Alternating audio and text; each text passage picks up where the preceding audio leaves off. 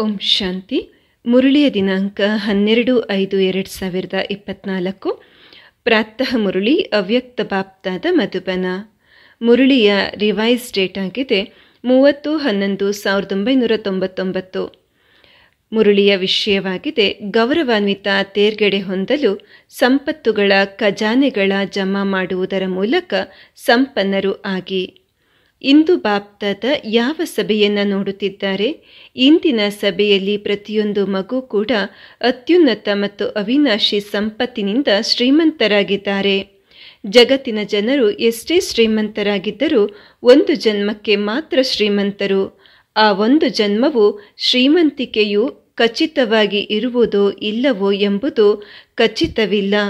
ಇಡೀ ಪ್ರಪಂಚದಲ್ಲಿ ಎಷ್ಟೇ ದೊಡ್ಡ ಶ್ರೀಮಂತನಾಗಿದ್ದರೂ ಕೂಡ ಅದು ಕೇವಲ ಒಂದು ಜನ್ಮಕ್ಕಾಗಿ ಮಾತ್ರ ಮತ್ತು ತಾವು ಅವಿನಾಶಿ ಸಂಪತ್ತಿನಿಂದ ಸಂಪನ್ನರಾಗಿರುವುದರಿಂದ ನಾವು ಅನೇಕ ಜನ್ಮದ ಶ್ರೀಮಂತರು ಎಂದು ದೃಢತೆಯಿಂದ ಮತ್ತು ನಶೆಯಿಂದ ಹೇಳುತ್ತೀರಿ. ನಾವು ಈ ಸಮಯದ ಪುರುಷಾರ್ಥದಿಂದ ಒಂದೇ ದಿನದಲ್ಲಿ ಬಹಳಷ್ಟು ಸಂಪಾದನೆಯನ್ನು ಮಾಡುವಂತಹವರಾಗಿದ್ದೇವೆ ಎಂದು ತಮಗೆ ತಿಳಿದಿದೆ. ಒಂದು ದಿನದಲ್ಲಿ ಎಷ್ಟು ಸಂಪಾದಿಸುತ್ತೀರಿ ಎಂದು ತಮಗೆ ತಿಳಿದಿದೆಯೇ? ಇದರ ಲೆಕ್ಕಾಚಾರ ತಿಳಿದಿದೆ ತಾನೆ? ಗಾಯನವಿದೆ, ಅನುಭವವಿದೆ, ಒಂದು ಹೆಜ್ಜೆಯಲ್ಲಿ ಪದ್ಮದಷ್ಟು ಎಂದು. ಹಾಗಾದರೆ ಒಂದು ದಿನದಲ್ಲಿ ತಂದೆಯ ಮೂಲಕ, ತಂದೆಯ ಜ್ಞಾನದ ಮೂಲಕ, ನೆನಪಿನ ಮೂಲಕ ಪ್ರತಿ ಹೆಜ್ಜೆಯಲ್ಲಿ ಪದ್ಮ ಅಂದರೆ ಕೋಟಿಯಷ್ಟು ಜಮಾ ಆಗುತ್ತದೆ. ಆದ್ದರಿಂದ ದಿನವಿಡೀ ಬಾಬನ ನೆನಪಿನಲ್ಲಿ ಇಡುವ ಪ್ರತಿಯೊಂದು ಹೆಜ್ಜೆಯೂ ಸಹ ಅನೇಕ ಕೋಟಿಗಳಷ್ಟು ಸಂಗ್ರಹಿಸುತ್ತೀರಿ. ಹಾಗಾದರೆ ಜಗತ್ತಿನಲ್ಲಿ ಹೀಗೆ ಈ ರೀತಿ ಹಣ ಸಂಪಾದಿಸುವವರು ಮತ್ತು ಇಂತಹ ಸಂಪತ್ತನ್ನು ಸಂಗ್ರಹಿಸುವವರು ಯಾರಾದರೂ ಇರಬಹುದೇ? ಅಥವಾ ಯಾರಾದರೂ ಇದ್ದಾರೆಯೇ? ಪ್ರಪಂಚದಾದ್ಯಂತ ಪ್ರಯಾಣಿಸಿ ನೋಡಿ. ನಿಮ್ಮನ್ನು ಹೊರತುಪಡಿಸಿ ಯಾರು ಇಷ್ಟೊಂದನ್ನು ಸಂಗ್ರಹಿಸಲು ಸಾಧ್ಯವಿಲ್ಲ. ಅದಕ್ಕಾಗಿಯೇ ತಂದೆ ಹೇಳುತ್ತಾರೆ, ನಾವು ಆತ್ಮಗಳ ಭಾಗ್ಯವು ಪರಮಾತ್ಮನಿಂದ ಇಷ್ಟು ಶ್ರೇಷ್ಠವಾಗಿದೆ ಎಂಬ ಶ್ರೇಷ್ಠ ಸ್ಮೃತಿಯಲ್ಲಿರಿ. ತಮ್ಮ ಸಂಪತ್ತು ತಮಗೆ ತಿಳಿದಿದೆ ತಾನೆ? ಸಮಯದ ಸಂಪತ್ತನ್ನು ಸಹ ನೀವು ತಿಳಿದಿದ್ದೀರಿ. ಈ ಸಂಗಮದ ಯುಗದ ಸಮಯವು ಎಷ್ಟು ಉನ್ನತವಾಗಿದೆ. ನೀವು ಯಾವ ಪ್ರಾಪ್ತಿಯನ್ನು ಬಯಸುತ್ತೀರೋ ಅದನ್ನು ಅಧಿಕಾರದಿಂದ ತಂದೆಯಿಂದ ತೆಗೆದುಕೊಳ್ಳುತ್ತೀರಿ. ತಾವು ಎಲ್ಲ ಅಧಿಕಾರಗಳನ್ನು ಪ್ರಾಪ್ತಿ ಮಾಡಿಕೊಂಡಿದ್ದೀರಲ್ಲವೇ? ಒಂದೊಂದು ಶ್ರೇಷ್ಠ ಸಂಕಲ್ಪವು ಎಷ್ಟು ದೊಡ್ಡ ಸಂಪತ್ತಾಗಿದೆ. ಸಮಯವು ಕೂಡ ದೊಡ್ಡ ಸಂಪತ್ತು, ಸಂಕಲ್ಪವು ಕೂಡ ದೊಡ್ಡ ಸಂಪತ್ತಾಗಿದೆ. ಸರ್ವಶಕ್ತಿಗಳು ಒಂದಕ್ಕಿಂತ ಒಂದು ದೊಡ್ಡ ಸಂಪತ್ತಾಗಿದೆ. ಒಂದೊಂದು ಜ್ಞಾನವು ರತ್ನವು ಎಷ್ಟೊಂದು ದೊಡ್ಡ ಖಜಾನೆಯಾಗಿದೆ. ಪ್ರತಿಯೊಂದು ಸದ್ಗುಣವು ಎಷ್ಟು ದೊಡ್ಡ ಸಂಪತ್ತಾಗಿದೆ. ಪ್ರತಿ ಉಸಿರಿನಲ್ಲಿ ಪರಮಾತ್ಮನ ಸ್ಮರಣೆ ಮಾಡುವುದರಿಂದ ಉಸಿರು ಸಫಲವಾಗುತ್ತದೆ ಎಂದು ಜಗತ್ತಿನವರು ತಿಳಿದುಕೊಂಡಿದ್ದಾರೆ, ನಂಬಿದ್ದಾರೆ. ಹಾಗಾಗಿ ತಮ್ಮೆಲ್ಲರ ಶ್ವಾಸ ಸಫಲತೆಯ ಸ್ವರೂಪವಾಗಿದೆ, ವ್ಯರ್ಥವಾಗಿಲ್ಲ. ಪ್ರತಿಯೊಂದು ಶ್ವಾಸದಲ್ಲಿಯೂ ಸಫಲತೆಯ ಅಧಿಕಾರವಿದೆ. ಬಾಪ್ತಾದ ಅವರಂತೂ ಎಲ್ಲ ಮಕ್ಕಳಿಗೂ ಸರ್ವ ಸಂಪತ್ತುಗಳನ್ನು ಸಮಾನವಾಗಿ ನೀಡಿದ್ದಾರೆ. ಎಲ್ಲವನ್ನ ನೀಡಿದ್ದಾರೆ ಹಾಗೂ ಸಮಾನವಾಗಿ ನೀಡಿದ್ದಾರೆ. ಕೆಲವರಿಗೆ 1ರಷ್ಟು, ಕೆಲವರಿಗೆ 10ರಷ್ಟು, ಇನ್ನು ಕೆಲವರಿಗೆ 100ರಷ್ಟು ಹೀಗೆ ಕೊಟ್ಟಿಲ್ಲ. ಕೊಡುವಂತಹ ಪರಮಾತ್ಮನು ಒಂದೊಂದು ಮಗುವಿಗೂ ಸರ್ವ ಸಂಪತ್ತುಗಳನ್ನು ಬ್ರಾಹ್ಮಣರಾದ ನಂತರ ಸಮಾನವಾಗಿ ಕೊಟ್ಟಿದ್ದಾರೆ. ಆದರೆ ಸಂಪತ್ತುಗಳನ್ನು ಎಷ್ಟು ಸಂಗ್ರಹಿಸುತ್ತಾರೆ ಅಥವಾ ಕಳೆದುಕೊಳ್ಳುತ್ತಾರೆ ಎನ್ನುವುದು ಪ್ರತಿಯೊಬ್ಬರ ಮೇಲೆ ಅವಲಂಬಿತವಾಗಿದೆ. ನಾವು ಇಡೀ ದಿನದಲ್ಲಿ ಎಷ್ಟನ್ನು ಸಂಗ್ರಹಿಸುತ್ತೇವೆ ಅಥವಾ ಕಳೆದುಕೊಳ್ಳುತ್ತೇವೆ ಎಂಬುದನ್ನು ಪ್ರತಿಯೊಬ್ಬರೂ ಪರಿಶೀಲಿಸಿಕೊಳ್ಳಬೇಕು. ಪರಿಶೀಲಿಸುತ್ತೀರಾ? ಇದು ಒಂದು ಜನ್ಮಕ್ಕಲ್ಲ, ಆದರೆ ಪ್ರತಿಯೊಂದು ಜನ್ಮಕ್ಕೂ ಆಗಿರುವುದರಿಂದ ಪರಿಶೀಲಿಸುವುದು ಅತ್ಯವಶ್ಯಕವಾಗಿದೆ. ಅನೇಕ ಜನ್ಮಗಳಿಗಾಗಿ ಸಂಗ್ರಹಿಸಿ ಇಡಬೇಕಾಗಿದೆ. ಜಮಾ ಮಾಡುವ ವಿಧಿ ಗೊತ್ತಿದೆಯೇ? ಬಹಳ ಸಹಜವಾಗಿದೆ. ಜಮಾ ಮಾಡುವ ವಿಧಿಯಾಗಿದೆ, ಬಿಂದುವನ್ನು ಮಾತ್ರ ಇಡುತ್ತಾ ಹೋಗಬೇಕು. ಬಿಂದು ನೆನಪಿರುವುದೇ ಆದರೆ ಜಮಾ ಆಗುತ್ತಾ ಹೋಗುತ್ತದೆ. ಹೇಗೆ ಭೌತಿಕವಾಗಿ ಕೂಡ ಒಂದರ ಮುಂದೆ 0ಯನ್ನು ಹಾಕುತ್ತಾ ಹೋದಂತೆ ಸಂಪತ್ತು ಜಾಸ್ತಿ ಆಗುತ್ತಾ ಹೋಗುತ್ತದೆ ಅಲ್ಲವೇ?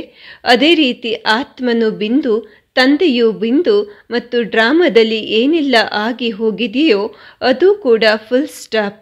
ಅಂದರೆ ಬಿಂದು. ಪ್ರತಿಯೊಂದು ಸಂಪತ್ತನ್ನು ಬಿಂದು ರೂಪದಲ್ಲಿ ನೆನಪು ಮಾಡಿಕೊಂಡರೆ ಜಮಾ ಆಗುತ್ತಾ ಹೋಗುತ್ತದೆ. ಅನುಭವವಿದೆಯಲ್ಲವೇ?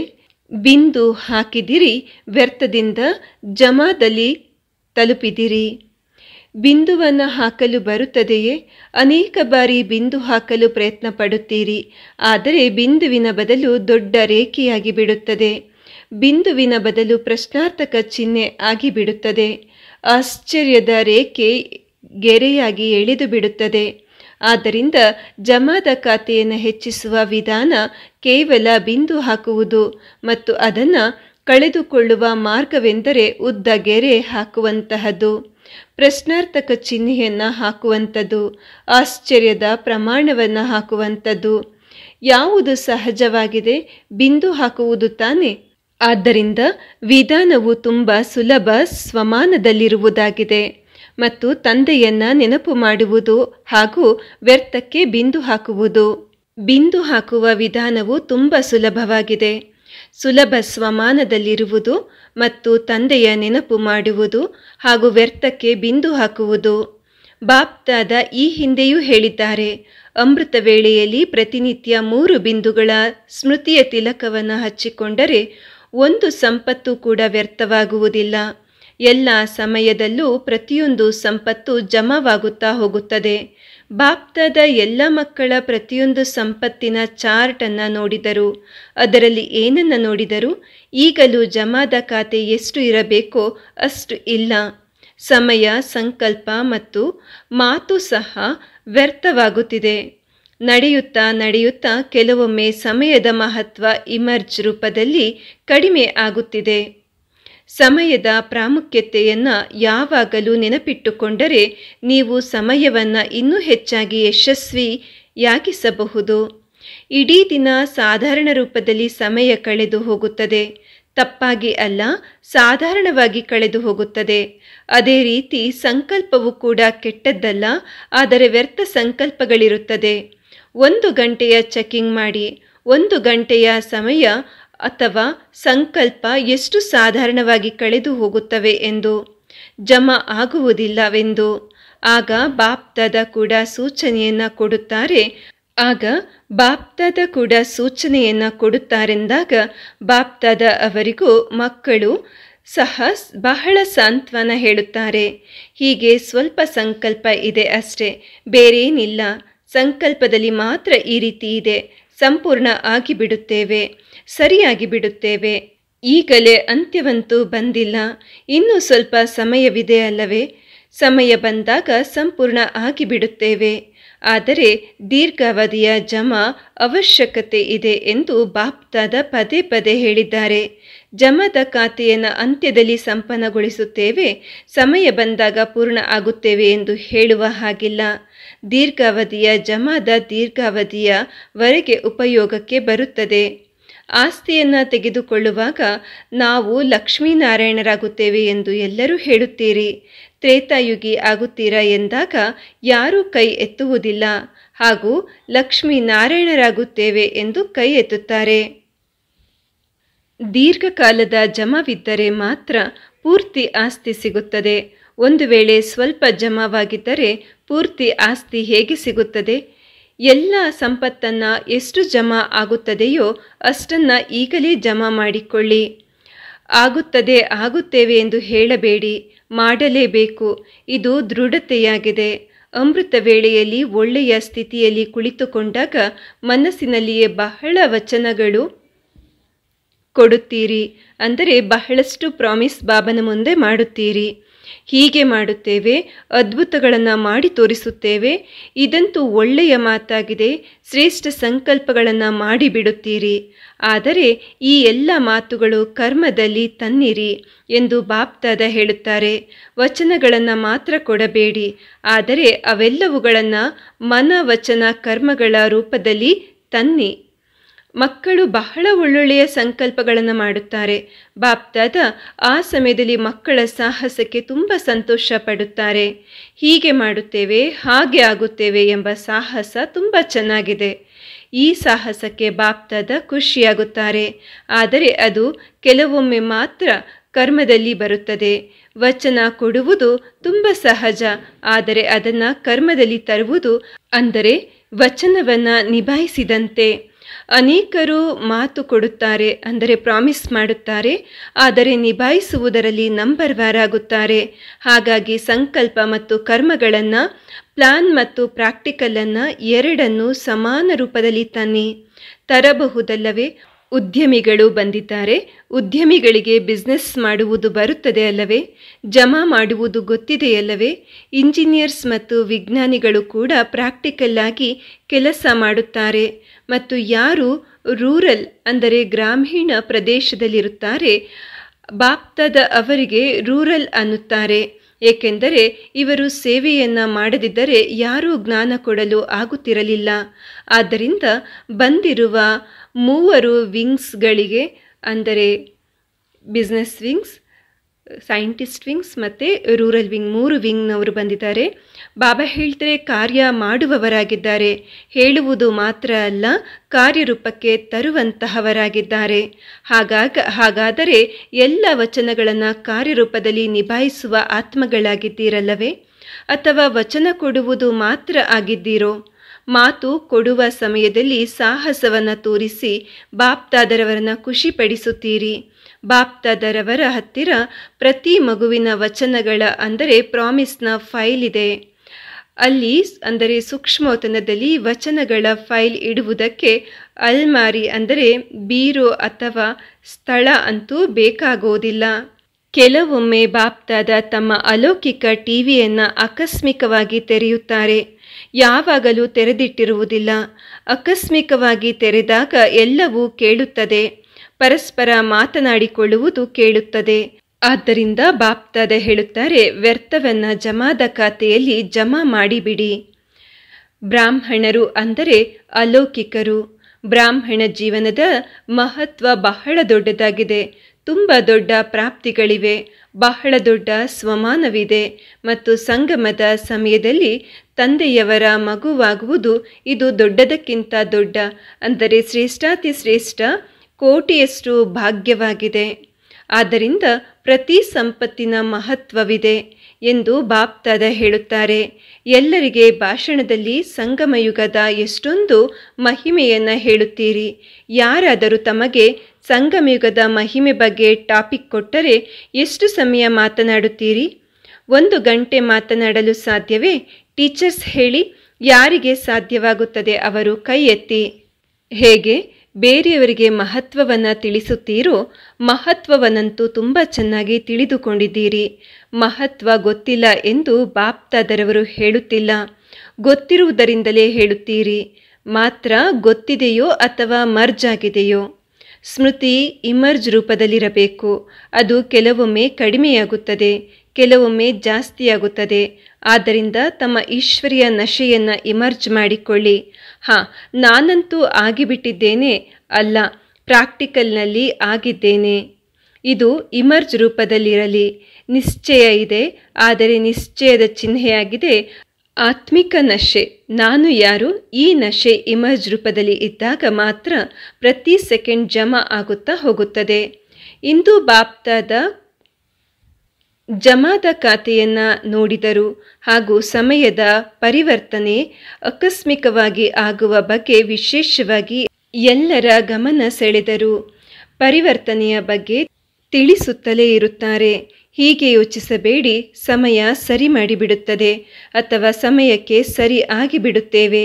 ಹೀಗೆ ಯಾರು ಸಮಯದ ಆಧಾರವನ್ನು ತೆಗೆದುಕೊಳ್ಳುತ್ತಾರೆಯೋ ಅವರ ಟೀಚರ್ ಯಾರು? ಸಮಯವೇ ಅಥವಾ ಸ್ವಯಂ ಪರಮಾತ್ಮನೇ? ಪರಮಾತ್ಮನಿಂದ ಸಂಪನ್ನರಾಗದೆ ಸಮಯ ಸಂಪನ್ನ ಮಾಡುತ್ತದೆ ಎಂದರೆ ಇದಕ್ಕೆ ಏನೆನ್ನುತ್ತಾರೆ? ಸಮಯ ತಮ್ಮ ಮಾಸ್ಟರ್ ಆಗಿದೆಯೋ ಅಥವಾ ಪರಮಾತ್ಮ ಶಿಕ್ಷಕರಾಗಿದ್ದಾರೆಯೋ? ಹಾಗಾದರೆ ಡ್ರಾಮಾ ಅನುಸಾರ ಒಂದು ವೇಳೆ ಸಮಯ ತಮಗೆ ಪಾಠ ಕಲಿಸಿದರೆ ಅಥವಾ ಸಮಯದ ಆಧಾರದ ಮೇಲೆ ಪರಿವರ್ತನೆಯಾದರೆ ಪ್ರಾರಬ್ಧ ಕೂಡ ಸಮಯಕ್ಕನುಸಾರವಾಗಿಯೇ ಸಿಗುತ್ತದೆ. ಏಕೆಂದರೆ ಸಮಯ ತಮ್ಮ ಟೀಚರ್ ಆಗಿದೆ ಎಂದು ತಂದೆಯು ಹೇಳುತ್ತಾರೆ. ಸಮಯ ತಮ್ಮ ದಾರಿ ಕಾಯುತ್ತಿದೆ. ನೀವು ಸಮಯಕ್ಕಾಗಿ ಕಾಯಬೇಡಿ, ಅದು ರಚನೆಯಾಗಿದೆ. ತಾವು ಮಾಸ್ಟರ್ ರಚಯಿತ ಆಗಿದ್ದೀರಿ. ಆದ್ದರಿಂದ ರಚಿಸುವವರನ್ನ ರಚನೆ ಕಾಯಬೇಕು. ತಾವು ಮಾಸ್ಟರ್ ರಚಯಿತ, ಸಮಯಕ್ಕಾಗಿ ಕಾಯಬೇಡಿ. ಮತ್ತು ಕಠಿಣವಾದುದು ಏನಿದೆ? ಸಹಜವಾದುದನ್ನು ಸ್ವಯಂ ತಾವೇ ಕಠಿಣ ಮಾಡಿಕೊಳ್ಳುತ್ತೀರಿ. ಕಠಿಣವಾಗಿಲ್ಲ, ಕಠಿಣ ಮಾಡಿಕೊಳ್ಳುತ್ತೀರಿ. ಭಾರವಾಗಿರುವುದೆಲ್ಲವನ್ನ ತಂದೆಗೆ ಕೊಟ್ಟು ಬಿಡಿ ಎಂದು ತಂದೆ ಹೇಳುತ್ತಾರೆ. ಅಂದಾಗ ಕೊಡಲು ಬರುವುದಿಲ್ಲವೇ? ಭಾರವನ್ನು ಕೂಡ ಹೊತ್ತುಕೊಳ್ಳುತ್ತೀರಿ, ಅನಂತರ ದಣಿಯುತ್ತೀರಿ, ಆಮೇಲೆ ತಂದೆಗೆ ದೂರನ್ನೂ ಕೂಡ ಕೊಡುತ್ತೀರಿ. ಏನು ಮಾಡುವುದು, ಹೇಗೆ ಮಾಡುವುದು? ಭಾರವನ್ನು ತಾವೇಕೆ ಹೊತ್ತುಕೊಂಡಿರಿ? ತಂದೆ ಆಫರ್ ಕೊಡುತ್ತಿದ್ದಾರೆ. ತಮ್ಮ ಎಲ್ಲ ಭಾರವನ್ನು ತಂದೆಗೆ ಒಪ್ಪಿಸಿಬಿಡಿ. 63 ಜನ್ಮಗಳಿಂದ ಭಾರ ಹೊರುವುದು ಅಭ್ಯಾಸವಾಗಿ ಬಿಟ್ಟಿದೆ ಅಲ್ಲವೇ? ಅಭ್ಯಾಸದ ವಶ ಅಷ್ಟು ಬೇಗ ಬಿಡುವುದಿಲ್ಲ. ಆದ್ದರಿಂದ ಪರಿಶ್ರಮ ಪಡಬೇಕಾಗುತ್ತದೆ. ಕೆಲವೊಮ್ಮೆ ಸಹಜ, ಕೆಲವೊಮ್ಮೆ ಕಠಿಣ ಪರಿಶ್ರಮ.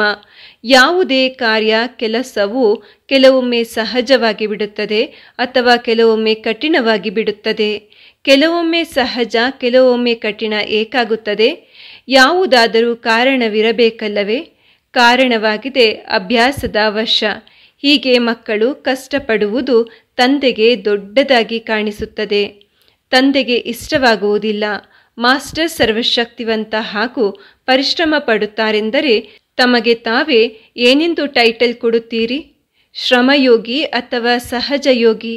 ಅಥವಾ ನಾವು ಸಹಜ ಯೋಗಿಗಳಲ್ಲ ಎಂದು ತಮ್ಮ ಟೈಟಲ್ ಬದಲಿಸಿಕೊಳ್ಳಿ. ಕೆಲವೊಮ್ಮೆ ಸಹಜ ಯೋಗಿ, ಕೆಲವೊಮ್ಮೆ ಹಠಯೋಗಿಗಳಾಗಿದ್ದೀರಾ. ಮತ್ತು ಯೋಗ ಎಂದರೆ ಏನು? ನೆನಪು ಮಾಡುವುದು ಅಷ್ಟೇ ತಾನೇ? ಹಾಗೂ ಶಕ್ತಿಶಾಲಿ ಯೋಗದ ಮುಂದೆ ಯಾವುದು ಪರಿಶ್ರಮ ಅನಿಸುವುದೇ ಇಲ್ಲ. ಯೋಗ ಕಿಚ್ಚು.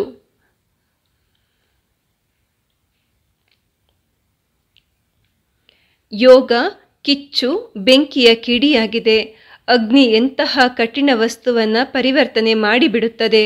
ಲೋಹವು ಕೂಡ ಮೋಲ್ಡ್ ಆಗಿ ಬಿಡುತ್ತದೆ. ಈ ಯೋಗದ ಅಗ್ನಿ ಕಷ್ಟವನ್ನು ಸಹಜ ಮಾಡಲು ಸಾಧ್ಯವಿಲ್ಲವೇ? ಕೆಲವು ಮಕ್ಕಳು ಬಹಳ ಚೆನ್ನಾಗಿ ತಿಳಿಸುತ್ತಾರೆ, ಬಾಬಾ ಏನು ಮಾಡುವುದು, ವಾಯುಮಂಡಲ ಆಗಿದೆ, ಜೊತೆಗಾರರು ಹೀಗಿದ್ದಾರೆ, ಹಂಸ ಹಾಗೂ ಬಕಪಕ್ಷಿಗಳಂತಿದ್ದಾರೆ, ಏನು ಮಾಡುವುದು, ಹಿಂದಿನ ಲೆಕ್ಕಾಚಾರವಿದೆ. ಹೀಗೆ ಒಳ್ಳೊಳ್ಳೆಯ ಮಾತುಗಳನ್ನು ಹೇಳುತ್ತಾರೆ. ತಂದೆ ಕೇಳುತ್ತಾರೆ, ತಾವು ಬ್ರಾಹ್ಮಣರು ಯಾವ ಜವಾಬ್ದಾರಿಗಳನ್ನು ತೆಗೆದುಕೊಂಡಿದ್ದೀರಿ? ಜವಾಬ್ದಾರಿಯನ್ನಂತೂ ತೆಗೆದುಕೊಂಡಿದ್ದೀರಿ, ವಿಶ್ವ ಪರಿವರ್ತನೆ ಮಾಡುತ್ತೇವೆ ಎಂದು. ಹಾಗಾದರೆ ವಿಶ್ವವನ್ನೇ ಪರಿವರ್ತನೆ ಮಾಡುವವರು ತಮ್ಮ ಕಷ್ಟವನ್ನು ಪರಿಹರಿಸಿಕೊಳ್ಳಲು ಸಾಧ್ಯವಿಲ್ಲವೇ? ಇಂದು ಏನು ಮಾಡಬೇಕು? ಕೂಡಿಟ್ಟಿರುವ ಅಂದರೆ ಜಮಾ ಮಾಡಿರುವ ಖಾತೆಯನ್ನು ಹೆಚ್ಚಿಸಿಕೊಳ್ಳಿ. ಸಹಜ ಯೋಗಿಗಳಾಗಿ ಸಹಜ ಯೋಗದ ಅನುಭವವನ್ನು ಮಾಡುತ್ತಾ ಇರಿ. ಕೆಲವೊಮ್ಮೆ ಸಹಜ, ಕೆಲವೊಮ್ಮೆ ಕಠಿಣ. ಹೀಗಾದರೆ ಮಜಾ ಅನಿಸುವುದಿಲ್ಲ. ಮೋಜಿನಲ್ಲಿ ಇರುವುದೇ ಬ್ರಾಹ್ಮಣ ಜೀವನವಾಗಿದೆ. ಸಂಗಮ ಯುಗವು ಮೋಜಿನ ಯುಗವಾಗಿದೆ. ಭಾರ ಹೊರುವ ಯುಗವಲ್ಲ, ಭಾರ ಇಳಿಸುವ ಯುಗ. ತಮ್ಮ ಅದೃಷ್ಟದ ಚಿತ್ರಣವನ್ನು ಜ್ಞಾನದ ಕನ್ನಡಿಯಲ್ಲಿ ಸರಿಯಾಗಿ ನೋಡಿಕೊಳ್ಳಿ, ಪರಿಶೀಲಿಸಿಕೊಳ್ಳಿ. ಕನ್ನಡಿಯಂತೂ ಇದೆ ಅಲ್ಲವೇ? ಅಥವಾ ಇಲ್ಲವೋ? ಒಡೆದು ಹೋಗಿಲ್ಲ ತಾನೆ? ಎಲ್ಲರಿಗೂ ಕನ್ನಡಿ ಸಿಕ್ಕಿದೆಯೇ? ಮಾತೆಯರೇ, ಕನ್ನಡಿ ಸಿಕ್ಕಿದೆಯೇ ಅಥವಾ ಕಳೆದು ಹೋಗಿದೆಯೇ? ಪಾಂಡವರು ಸರಿಯಾಗಿ ಇಟ್ಟುಕೊಳ್ಳುವುದರಲ್ಲಿ ಜಾಣರು ತಾನೆ? ಕನ್ನಡಿ ಇದೆಯೇ? ಕೈಯನ್ನಂತೂ ಚೆನ್ನಾಗಿ ಎತ್ತುತ್ತೀರಿ, ಒಳ್ಳೆಯದು. ಅದೃಷ್ಟದ ಚಿತ್ರಣವನ್ನು ನೋಡಿ ಮತ್ತು ಸದಾ ತಮ್ಮ ಅದೃಷ್ಟದ ಚಿತ್ರಣವನ್ನು ನೋಡಿ ವಾಹ ವಾಹ ಎಂಬ ಗೀತೆಯನ್ನು ಹಾಡಿರಿ. ವಾಹ ನನ್ನ ಅದೃಷ್ಟ, ವಾಹ ವಾಹ ನನ್ನ ಬಾಬಾ, ವಾಹ ವಾಹ ನನ್ನ ಪರಿವಾರ, ವಾಹ ಪರಿವಾರ ಕೂಡ ವಾಹ ವಾಹ ಆಗಿದೆ ಅಲ್ಲವೇ? ಈ ರೀತಿಯಲ್ಲ, ಇವರಂತೂ ಬಹಳ ವಾಹ ವಾಹ ಆಗಿದ್ದಾರೆ, ಇವರು ಸ್ವಲ್ಪ ಹೀಗಿದ್ದಾರೆ ಅಲ್ಲ. ವಾಹ ನನ್ನ ಪರಿವಾರ, ವಾಹ ವಾಹ ನನ್ನ ಭಾಗ್ಯ, ವಾಹ ಮತ್ತು ವಾಹ ನನ್ನ ಬಾಬಾ, ವಾಹ. ಬ್ರಾಹ್ಮಣ ಜೀವನವೇ ವಾಹ ವಾಹ ಆಗಿದೆ ಅಲ್ಲವೇ? ಹಾಯ್ ಹಾಯ್ ಅಂದರೆ ಅಯ್ಯೋ ಅಯ್ಯೋ ಅಲ್ಲ ತಾನೆ? ಶರೀರದ ವ್ಯಾಧಿಯಲ್ಲಿಯೂ ಸಹ ಅಯ್ಯೋ ಅಯ್ಯೋ ಅನ್ನಬಾರದು, ವಾಹ ವಾಹ ಎನ್ನಬೇಕು. ವಾಹ ಇದು ನನ್ನ ಭಾರವನ್ನು ಇಳಿಸುತ್ತದೆ ಎನ್ನಬೇಕು. ಒಂದು ವೇಳೆ 10 ಮಣದಿಂದ 3 ರಿಂದ 4 ಮಣದಷ್ಟು ತಮ್ಮ ಭಾರ ಇಳಿದರೆ ಒಳ್ಳೆಯದೋ ಅಥವಾ ಹಾಯ್ ಹಾಯ್ ಅನ್ನುತ್ತೀರೋ? ಏನನ್ನುತ್ತೀರಿ? ವಾಹ, ಭಾರ ಇಳಿಯಿತು ಎನ್ನುತ್ತೀರೋ? ಅಯ್ಯೋ, ನನ್ನ ಪಾತ್ರವೇ ಹೀಗಿದೆ, ಅಯ್ಯೋ ನನ್ನ ವ್ಯಾಧಿ ಬಿಡುವುದೇ ಇಲ್ಲ. ನೀವು ಬಿಡುತ್ತೀರೋ ಅಥವಾ ವ್ಯಾಧಿ ನಿಮ್ಮನ್ನು ಬಿಡಬೇಕೋ? ವಾಹ ವಾಹ ಅನ್ನುತ್ತಾ ಇರಿ. ಆಗ ವಾಹ ಅನ್ನುವುದರಿಂದ ವ್ಯಾಧಿ ಕೂಡ ಖುಷಿಯಾಗುತ್ತದೆ. ನೋಡಿ, ಇಲ್ಲಿಯೂ ಹಾಗೆಯೇ ಆಗುತ್ತದೆ ಅಲ್ಲವೇ? ಯಾರನ್ನಾದರೂ ಹೊಗಳುವಾಗ ವಾಹ ವಾಹ ಅನ್ನುತ್ತೇವೆ. ಆದ್ದರಿಂದ ವ್ಯಾಧಿಗೂ ಸಹ ವಾಹ ವಾಹ ಅನ್ನಿರಿ. ಅಯ್ಯೋ, ಇದು ನನ್ನ ಹತ್ತಿರವೇ ಏಕೆ ಬಂದಿದೆ? ನನ್ನದೇ ಲೆಕ್ಕಾಚಾರವಿದೆ. ಪ್ರಾಪ್ತಿಯ ಮುಂದೆ ಲೆಕ್ಕಾಚಾರ ಏನೂ ಇಲ್ಲ ಅಲ್ಲವೇ? ಪ್ರಾಪ್ತಿಗಳನ್ನು ಹಾಗೂ ಲೆಕ್ಕಾಚಾರಗಳನ್ನು ಮುಂದಿಟ್ಟುಕೊಳ್ಳಿ. ಆಗ ಏನೆನಿಸುತ್ತದೆ? ಲೆಕ್ಕಾಚಾರ ತುಂಬ ಸಣ್ಣದಾಗಿದೆ. ಅಂದರೆ ಬ್ರಾಹ್ಮಣ ಜೀವನದಲ್ಲಿ ಏನೇ ಆಗಲಿ ಸಕಾರಾತ್ಮಕ ರೂಪದಲ್ಲಿ ನೋಡಿರಿ. ನಕಾರಾತ್ಮಕ ಮತ್ತು ಸಕಾರಾತ್ಮಕ ಹೇಗೆ ಎಂದು ಗೊತ್ತಿದೆ ಅಲ್ಲವೇ? ನಕಾರಾತ್ಮಕ ಹಾಗೂ ಸಕಾರಾತ್ಮಕತೆಯ ಬಗ್ಗೆ ಕೋರ್ಸ್ ಕೂಡ ಮಾಡುತ್ತೀರಲ್ಲವೇ? ಆ ಸಮಯದಲ್ಲಿ ತಮಗೆ ತಾವೇ ಕೋರ್ಸ್ ಮಾಡಿಕೊಳ್ಳಿ. ಆಗ ಕಷ್ಟ ಸಹಜವಾಗುತ್ತದೆ. ಕಷ್ಟ ಎಂಬ ಶಬ್ದ ಬ್ರಾಹ್ಮಣ ಡಿಕ್ಷನರಿಯಲ್ಲಿ ಇರಬಾರದು. ಒಳ್ಳೆಯದು. ಯಾವುದೇ ಲೆಕ್ಕಾಚಾರವಿದ್ದರೂ ಆತ್ಮದೊಂದಿಗೆ, ಶರೀರದೊಂದಿಗೆ ಹಾಗೂ ಪ್ರಕೃತಿಯೊಂದಿಗೆ ಇರುತ್ತದೆ. ಏಕೆಂದರೆ ಪ್ರಕೃತಿಯ 5 ತತ್ವಗಳು ಅನೇಕ ಬಾರಿ ಕಷ್ಟದ ಅನುಭವ ಮಾಡಿಸುತ್ತವೆ. ಯಾವುದೇ ಲೆಕ್ಕಾಚಾರಗಳನ್ನು ಯೋಗದ ಅಗ್ನಿಯಲ್ಲಿ ಭಸ್ಮ ಮಾಡಿಕೊಳ್ಳಿರಿ. ಏನು ಮಾಡಬೇಕೆಂದು ಅರ್ಥವಾಯಿತೆ? ಜಮಾದ ಖಾತೆಯನ್ನು ಹೆಚ್ಚಿಸಿರಿ. ಮಾತುಗಳಲ್ಲೂ ಸಾಧಾರಣ ಪದಗಳು ಇರಬಾರದು. ಮಾತುಗಳಲ್ಲೂ ವಿವಿಧ ಭಾವ ಮತ್ತು ಭಾವನೆ ಇರುತ್ತವೆ ಹಾಗೂ ಮಾತುಗಳಿಂದ ಭಾವ ಮತ್ತು ಭಾವನೆಯ ಬಗ್ಗೆ ತಿಳಿದು ಬಿಡುತ್ತದೆ. ಆದ್ದರಿಂದ ಸದಾ ಯಾವುದೇ ಮಾತನಾಡಿದರೂ ಅದರಲ್ಲಿ ಯಾವಾಗಲೂ ಆತ್ಮಿಕ ಭಾವ ಮತ್ತು ಶುಭ ಹಾಗೂ ಶ್ರೇಷ್ಠ ಭಾವನೆ ಇರಬೇಕು. ಮಾತು ಹಾಗೂ ಭಾವನೆ ಕೂಡ ಈರ್ಷೆ, ದ್ವೇಷ ಹಾಗೂ ತಿರಸ್ಕಾರ ಇವು ಮಾಯೆಯ ಭಾವನೆಗಳಾಗಿವೆ. ಸದಾ ಶುಭ ಭಾವ ಹಾಗೂ ಭಾವನೆ ಇರಬೇಕು.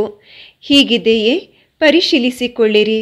ಸಮಯದ ಸಂಪತ್ತು, ಮಾತಿನ ಸಂಪತ್ತು, ಸಂಕಲ್ಪಗಳ ಸಂಪತ್ತು, ಶಕ್ತಿಗಳ ಸಂಪತ್ತು, ಜ್ಞಾನದ ಸಂಪತ್ತು, ಗುಣಗಳ ಸಂಪತ್ತು. ಒಂದೊಂದು ಸಂಪತ್ತನ್ನು ಪರಿಶೀಲಿಸಿಕೊಳ್ಳಿ. ಏಕೆಂದರೆ ಪ್ರತಿಯೊಂದು ಸಂಪತ್ತಿನ ಖಾತೆಯನ್ನು ಜಮಾ ಮಾಡಬೇಕು. ಎಲ್ಲ ಸಂಪತ್ತುಗಳ ಖಾತೆ ತುಂಬಿ ತುಳುಕುತ್ತಿದ್ದರೆ ಫುಲ್ ಮಾರ್ಕ್ಸ್ ಅಂದರೆ ಪಾಸ್ ವಿತ್ ಹಾನರ್ ಆಗುತ್ತೀರಿ. ಹೀಗೆ ಯೋಚಿಸಬೇಡಿ, ಒಂದು ಸಂಪತ್ತು ಕಡಿಮೆ ಜಮಾವಾದರೆ ಏನಾಗುತ್ತದೆ ಎಂದು. ಆದರೆ ಪಾಸ್ ವಿತ್ ಹಾನರ್ ಅಂದರೆ ಡಿಸ್ಟಿಂಕ್ಷನ್ ಆಗಲು ಎಲ್ಲ ಸಂಪತ್ತುಗಳ ಖಾತೆ ತುಂಬಿ ತುಳುಕುತ್ತಿರಬೇಕು.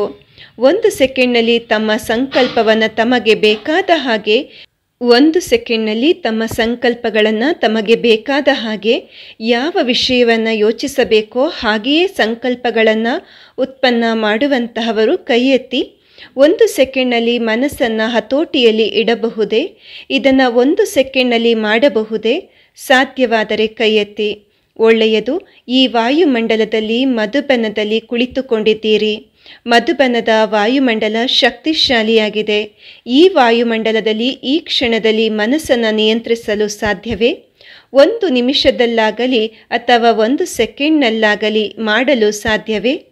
ಮನಸ್ಸಿಗೆ ಆದೇಶ ಕೊಡಿ, ಆತ್ಮ ಪರಮಧಾಮ ನಿವಾಸಿಯಾಗಲಿ. ಸಾಕು.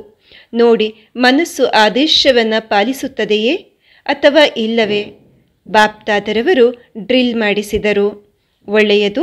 4 ಕಡೆಯ ಸರ್ವ ಸಂಪತ್ತುಗಳ ಮಾಲೀಕ ಮಕ್ಕಳಿಗೆ ಸದಾ ಕಷ್ಟವನ್ನು ಸೆಕೆಂಡ್ನಲ್ಲಿ ಪರಿವರ್ತನೆ ಮಾಡುವ ಸಹಜ ಯೋಗಿ, ಸದಾ ಸಂಕಲ್ಪ, ಸಮಯ, ಮಾತು, ಕರ್ಮವನ್ನು ಶ್ರೇಷ್ಠ ಮಾಡುವಂತಹವರಿಗೆ, ಸದಾ ಕೂಡಿಡುವ ಅಂದರೆ ಜಮಾದ ಖಾತೆಯನ್ನು ಹೆಚ್ಚಿಸುವಂಥವರಿಗೆ, ಸದಾ ಮನಸ್ಸಿನ ಮಾಲೀಕರಿಗೆ, ಮನಸ್ಸು ಬುದ್ಧಿ ಸಂಸ್ಕಾರಗಳನ್ನು ಆದೇಶದಂತೆ ನಡೆಸುವವರಿಗೆ, ಇಂತಹ ಸ್ವರಾಜ್ಯ ಅಧಿಕಾರಿ ಮಕ್ಕಳಿಗೆ ದೇಶದಲ್ಲಿರಲಿ ಅಥವಾ ವಿದೇಶದಲ್ಲಿರಲಿ ಆದರೆ ಹೃದಯದಿಂದ ದೂರವಿಲ್ಲ, ಇಂತಹ 4 ಕಡೆಯ ಮಕ್ಕಳಿಗೆ ಬಾಪ್ತಾದರವರ ನೆನಪು, ಪ್ರೀತಿ ಹಾಗೂ ನಮಸ್ತೆ. ಈ ರೀತಿ ನಮ್ಮನ್ನು ತಯಾರಿಸುವಂತಹ ಬಾಪ್ತಾದರವರಿಗೆ ನಾವು ಮಕ್ಕಳು ಮಾಡುವ ಸವಿ ನೆನಪು, ಪ್ರೀತಿ ಹಾಗೂ ನಮಸ್ತೆ ನಮಸ್ತೆ ನಮಸ್ತೆ. ಸೇವೆಗಾಗಿ ಬಂದಿರುವ ಸೇವಾಧಾರಿಗಳಿಗೆ ವಿಶೇಷವಾಗಿ ಯುಪಿಯ ಸರದಿಯಾಗಿದೆ ಸೇವೆಯ ಸರದಿ. ಯುಪಿಯಿಂದ ಬಂದಿರುವ ಸೇವಾಧಾರಿಗಳು ಕೈ ಎತ್ತಿ ಎಂದರು ಬಾಪ್ದಾದ. ನೋಡಿ, ಸೇವಾಧಾರಿಗಳಿಗೆ ಎಷ್ಟು ಮಹತ್ವವಿದೆ. ಬ್ರಾಹ್ಮಣರ ಸೇವೆ ದೊಡ್ಡ ಪುಣ್ಯವಾಗಿದೆ ಎಂದು ಹಾಡನ್ನು ಹಾಡುತ್ತಾರೆ. ಭಕ್ತಿ ಮಾರ್ಗದಲ್ಲಿ 100 ಅಥವಾ 200 ಬ್ರಾಹ್ಮಣರ ಸೇವೆಯನ್ನು ಮಾಡುತ್ತಾರೆ ಹಾಗೂ ಮಧುಬನದಲ್ಲಿ ಅನೇಕ ಬ್ರಾಹ್ಮಣರ ಸೇವೆಯನ್ನು ಮಾಡುತ್ತೀರಿ ಮತ್ತು ಪ್ರತಿಯೊಬ್ಬ ಬ್ರಾಹ್ಮಣರ ಆಶೀರ್ವಾದ ಸೇವಾದಾರಿಗಳಿಗೆ ಸ್ವತಃವಾಗಿಯೇ ಸಿಗುತ್ತದೆ. ಹೇಳುವ ಅವಶ್ಯಕತೆ ಇಲ್ಲ, ಆದರೆ ಸಂಗ್ರಹವಾಗಿ ಬಿಡುತ್ತದೆ. ಒಂದು ಆಶೀರ್ವಾದದ ಖಾತೆ ಸಂಗ್ರಹವಾಗುತ್ತದೆ. ಎರಡನೆಯದಾಗಿ ಸೇವೆಯ ಪುಣ್ಯದ ಖಾತೆ ಸಂಗ್ರಹವಾಗುತ್ತದೆ. ಮೂರನೆಯದಾಗಿ ಬ್ರಾಹ್ಮಣರ ಸಮೀಪ ಸಂಬಂಧದಲ್ಲಿ ಬರುತ್ತೀರಿ ಮತ್ತು ಬಾಪ್ ದಾದರವರೊಂದಿಗೆ ಮಿಲನದ ಎಕ್ಸ್ಟ್ರಾ ಟರ್ನ್ ಸಿಗುತ್ತದೆ. ಆದ್ದರಿಂದ ಸೇವೆಯ ಫಲ ಅಪರಿಮಿತವಾಗಿದೆ. ಸೇವಾಧಾರಿ ಅಂದರೆ ಸಂಗ್ರಹಿಸುವವರು. ಆದ್ದರಿಂದ ತುಂಬ ಚೆನ್ನಾಗಿ ಸೇವೆಯನ್ನು ಮಾಡಿದ್ದೀರಿ, ಮನಪೂರ್ವಕ ಸೇವೆಯನ್ನು ಮಾಡಿದ್ದೀರಿ ಮತ್ತು ಅದು ದಿಲಾರಾಮನ ಹತ್ತಿರ ತಲುಪಿಬಿಟ್ಟಿದೆ. ಯುಪಿ ಅವರು ಚೆನ್ನಾಗಿದ್ದೀರಲ್ಲವೇ? ಸೇವಾಧಾರಿಯಾಗಿ ಬಂದವರಿಗೆಲ್ಲ ಪ್ರತ್ಯಕ್ಷ ಫಲ ಸಿಗುತ್ತದೆ. ಭವಿಷ್ಯದಲ್ಲಂತೂ ಸಿಕ್ಕೇ ಸಿಗುತ್ತದೆ. ವರ್ತಮಾನದಲ್ಲಿಯೂ ಸಂಚಯವಾಗುತ್ತದೆ. ಡಬಲ್ ವಿದೇಶಿಯರು ಹೆಚ್ಚಿನ ಸಂಖ್ಯೆಯಲ್ಲಿ ಬಂದಿದ್ದಾರೆ. ಡಬಲ್ ವಿದೇಶಿ ಕೈ ಎತ್ತಿ. ನೋಡಿ, ಡಬಲ್ ವಿದೇಶಿಯರಿಗೆ ಬಹಳ ಚಾನ್ಸ್ ಸಿಗುತ್ತದೆ. ಪ್ರತಿಯೊಂದು ಗ್ರೂಪ್ನಲ್ಲೂ ಡಬಲ್ ವಿದೇಶಿಯರು ಇರುತ್ತಾರೆ. ಡಬಲ್ ವಿದೇಶಿಯರಿಗೆ ಪ್ರತಿಯೊಂದು ಟರ್ನಲ್ಲೂ ಬರುವ ಅವಕಾಶವಿದೆ. ಹಾಗಾದರೆ ಇದು ಕಡಿಮೆ ಭಾಗ್ಯವೇ? ಇವರ ತ್ಯಾಗ, ಇವರ ಸಾಹಸ ಮತ್ತು ಇವರ ಹೃದಯದ ಸತ್ಯತೆಯ ಮೇಲೆ ಬಾಪ್ ದಾದರವರು ಸದಾ ಸಂತೋಷಗೊಳ್ಳುತ್ತಾರೆ ಎಂಬುದು ತಮಗೆಲ್ಲ ತಿಳಿದಿದೆ. ತಾವೆಲ್ಲರೂ ಏನು ಹೇಳುತ್ತೀರಿ? ಹೃದಯ ಸತ್ಯವಾಗಿದ್ದರೆ ಮನೋಕಾಮನೆಗಳು ಈಡೇರುತ್ತವೆ. ಹಾಗಾಗಿ ಇವರು ಶುಭವಾದ ಹಾಗೂ ಸತ್ಯ ಹೃದಯದವರಾಗಿದ್ದಾರೆ. ಬಿದ್ದರೂ ಕೂಡ ಸತ್ಯವನ್ನೇ ಹೇಳುತ್ತಾರೆ, ಮರೆಮಾಚುವುದಿಲ್ಲ. ಹಾಗೂ ಸತ್ಯವನ್ನು ಹೇಳಿದರೆ ಅರ್ಧ ಕ್ಷಮೆಯಾಗುತ್ತದೆ. ಆದ್ದರಿಂದ ಬಾಪ್ ದಾದ ಯಾವಾಗಲೂ ಡಬಲ್ ವಿದೇಶಿಯರನ್ನು ಸ್ಮರಿಸುತ್ತಾರೆ ಹಾಗೂ ನೆನಪು ಪ್ರೀತಿಯನ್ನು ಕೊಡುತ್ತಾರೆ. ಇದು ಅದ್ಭುತವಾಗಿದೆ ಮತ್ತು ಅದ್ಭುತವನ್ನು ಮಾಡುತ್ತಾ ಬಾಪ್ ದಾದ ಅವರ ಜೊತೆಗೆ ತಮ್ಮ ಮನೆಯನ್ನು ತಲುಪುತ್ತೀರಿ. ಹಾಗಾಗಿ ಡಬಲ್ ವಿದೇಶಿಯರಿಗೆ ವಿಶೇಷವಾದ ಕೋಟಿ ಕೋಟಿ ನೆನಪು ಪ್ರೀತಿ. ಭಾರತವಾಸಿಗಳಿಗೆ ಇಲ್ಲ ಎಂದಲ್ಲ, ಭಾರತೀಯರಿಗೆ ಮತ್ತೊಮ್ಮೆ ಕೋಟಿ ಕೋಟಿ ನೆನಪು ಪ್ರೀತಿ. ಇಂದೋರ್ ಹಾಸ್ಟೆಲ್ನ ಕನ್ಯೆಯರೊಂದಿಗೆ ಬಾಪ್ ದಾದ ಮಾತನಾಡಿದರು. ಒಬ್ಬ ಕನ್ಯೆ 100 ಬ್ರಾಹ್ಮಣರಿಗಿಂತಲೂ ಉತ್ತಮ ಎಂದು ಕನ್ಯೆಯರಿಗಾಗಿ ಹಾಡಲಾಗುತ್ತದೆ. ಏಕೆ ಉತ್ತಮರು? ಏಕೆಂದರೆ ಸೇವೆ ಮಾಡಿ ಅನೇಕ ಬ್ರಾಹ್ಮಣರ ಆಶೀರ್ವಾದವನ್ನು ಪಡೆಯಬೇಕು. ಆದ್ದರಿಂದ ಕುಮಾರಿಯರು ಬೋರ್ಡಿಂಗ್ ನಂತರ ಏನು ಮಾಡುತ್ತೀರಿ? ಯಾವ ಲಕ್ಷ್ಯವನ್ನು ಇಟ್ಟುಕೊಂಡಿದ್ದೀರಿ? ಸೇವೆ ಮಾಡುತ್ತೀರಾ? ತಲೆಯ ಮೇಲೆ ಕಿರೀಟವನ್ನು ಇಟ್ಟುಕೊಳ್ಳುತ್ತೀರೋ ಅಥವಾ ಬುಟ್ಟಿಯನ್ನು ಇಟ್ಟುಕೊಳ್ಳುತ್ತೀರೋ? ಏನು ಮಾಡುತ್ತೀರಿ? ಕಿರೀಟ ಎಂದು ಉತ್ತರಿಸಿದರು. ನೌಕರಿಯ ಬುಟ್ಟಿಯನ್ನಂತೂ ಎತ್ತುವುದಿಲ್ಲ ತಾನೆ? 100 ಬ್ರಾಹ್ಮಣರಿಗಿಂತಲೂ ಉತ್ತಮ ಎಂಬುದರ ಅರ್ಥವೇ ಆಗಿದೆ 100 ಬ್ರಾಹ್ಮಣರ ಆಶೀರ್ವಾದವನ್ನು ತೆಗೆದುಕೊಳ್ಳುವುದು. ಹಾಗಾಗಿ ಇಷ್ಟೊಂದು ಸೇವೆಯನ್ನು ಮಾಡುತ್ತೀರಾ? ಒಳ್ಳೆಯದು. ಅಡ್ವಾನ್ಸ್ ಅಭಿನಂದನೆಗಳು. ಎಲ್ಲರ ಆಶೀರ್ವಾದಗಳನ್ನು ಪಡೆಯಿರಿ. ಒಳ್ಳೆಯದು. ಬಾಪ್ತದ ಇಡೀ ಸಭಾಂಗಣದ ಪ್ರದಕ್ಷಿಣೆ ಹಾಕಿ ಎಲ್ಲ ಮಕ್ಕಳಿಗೆ ದೃಷ್ಟಿ ಕೊಟ್ಟು ವಾಪಸ್ ಸ್ಟೇಜ್ನ ಮೇಲೆ ಮರಳಿದರು. ಮೋಹಿನಿ ಬೆಹೆಂಜಿ ಅವರ ಆರೋಗ್ಯ ಸರಿ ಇಲ್ಲ. ಅಹಮದಾಬಾದ್ನಿಂದ ತಪಾಸಣೆ ಮಾಡಿಸಿ ಬಾಪ್ದಾದರವರ ಮುಂದೆ ಬಂದಿದ್ದಾರೆ. ಬಾಪ್ದಾದ ಹೇಳುತ್ತಾರೆ, ಸರಿಯಾಗಿಯೇ ಇದೆ. ಆರೋಗ್ಯ ಸರಿಯಾಗಿತ್ತು, ಸರಿಯಾಗಿಯೇ ಇದೆ ಮತ್ತು ಸರಿಯಾಗಿಯೇ ಇರುತ್ತದೆ. ಡಾಕ್ಟರ್ 6-7 ದಿನಗಳ ವಿಶ್ರಾಂತಿ ಸೂಚಿಸಿದ್ದಾರೆ ಎಂದು ಮೋಹಿನಿ ಬೆಹೆಂಜಿಯವರು ಉತ್ತರಿಸಿದರು. ಬಾಪ್ದಾದ ತಿಳಿಸುತ್ತಾರೆ, ಬೇಗನೆ ಚೇತರಿಸಿಕೊಂಡಿದ್ದೀರಿ, ಧೈರ್ಯವಾಗಿದ್ದವರು. ಆದ್ದರಿಂದ ಸಾಹಸ ಮತ್ತು ಸಹಾಯದಿಂದ ತಲುಪಿಬಿಟ್ಟಿದ್ದೀರಿ. ಇಲ್ಲಿ ಮಧ್ಯದಲ್ಲಿ ಸುತ್ತು ಹಾಕಿಕೊಂಡು ಹೋದರು. ಬಾಪ್ದಾದರವರು ದಾದಿಯವರೊಂದಿಗೆ ಮಾತನಾಡಿದರು.